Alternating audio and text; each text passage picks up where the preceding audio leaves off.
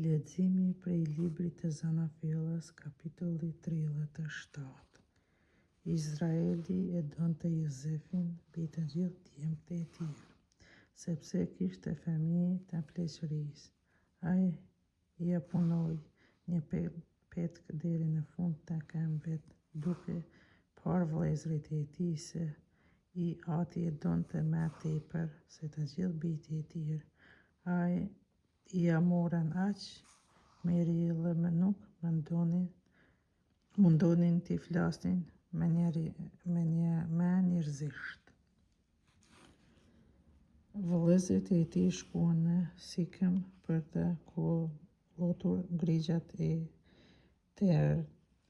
Izraeli i tha Jozefit: "Vëllezërit e tu po kollutin berret në Sikem.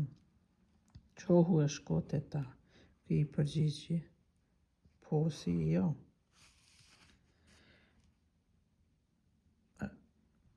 Kështu Jozefi u nis pas vëllezërve të vet dhe i gjeti në Dotajn. Ata e pan prej së largu. Para se të arritnin tek ata, vendosën ta vrasin. I tha njëri tjetrit: "Ja po vjen ëndërtari.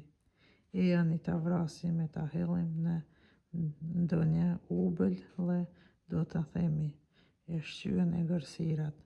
Atëherë do të shihet sa i vlejnë ëndrat e tija."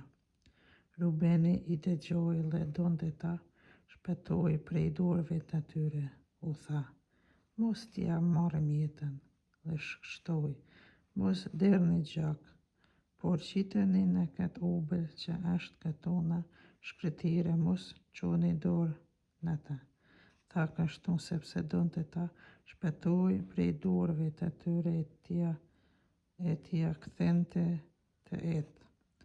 Po sa arriti te vëllezërit e vet, ata ia zhveshën petkun e gjatë deri në fund të këmbëve dhe e hollën në ubël që nuk kishte ujë, dhe u ulën të hanë bukë.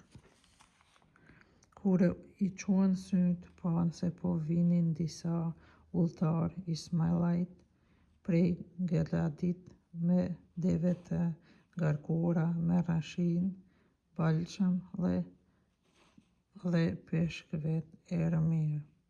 I çonin në Egjipt. Atëherë Juda u tha vëllezërve të vet: "Çfarë fitimi kemi nëse e vrasim vllain ton në mollë?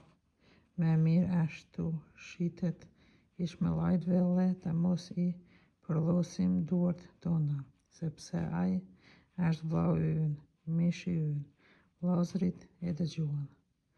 Ndërsa po kalonin andej disa tregtar median, vëllezërit e nxorën Jozefin prej ublit dhe ua shitën ishmaelajtëve për 20 sikla argjendi. Ata e çuan në Egjipt.